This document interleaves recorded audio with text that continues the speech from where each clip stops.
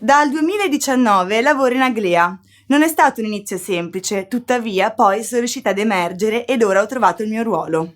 Ti racconto la mia storia in Aglea.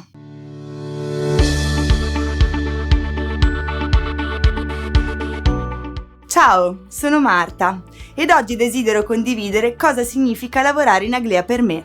Ecco cosa vorrei condividere. Com'è stato il mio ingresso in Aglea? Le 2 cose che mi piacciono di Aglea? Di cosa mi occupo quotidianamente? Le opportunità del mio lavoro. Ok, possiamo partire. Come ti dicevo, a parte l'iniziale euforia di aver trovato un nuovo lavoro, ho subito avuto diverse difficoltà.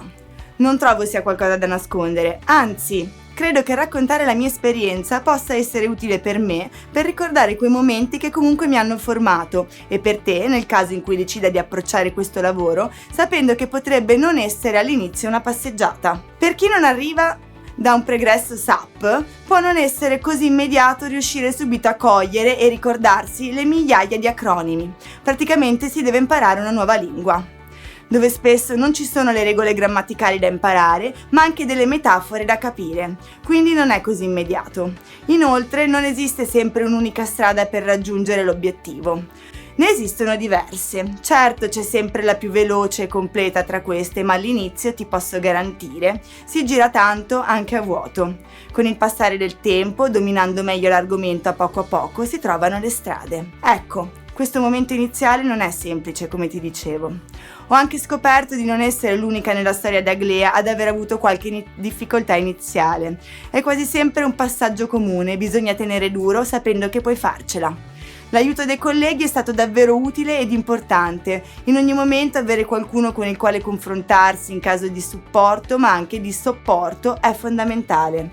Quello che apprezzo ancora oggi in Aglea è che non esistono faide interne o diatribe. Si cerca sempre il confronto costruttivo, obbligandoci a dire quello che realmente pensiamo, perché questo è davvero la cosa importante, indipendentemente da chi si abbia di fronte. Ogni giorno ho l'opportunità di seguire in prima persona diverse iniziative progettuali. Il fatto di aver fatto inizialmente la gavetta mi permette di poter in alcuni casi essere davvero autonoma nel gestire le attività da dove desidero farlo, in ufficio, a casa oppure dal cliente. Questo non significa essere in grado di saper affrontare qualsiasi cosa. Ognuno di noi probabilmente in ogni momento deve fare esperienza su qualcosa. Vuoi saperne di più? Vai sul nostro sito e manda la tua candidatura tramite la pagina Lavora con noi.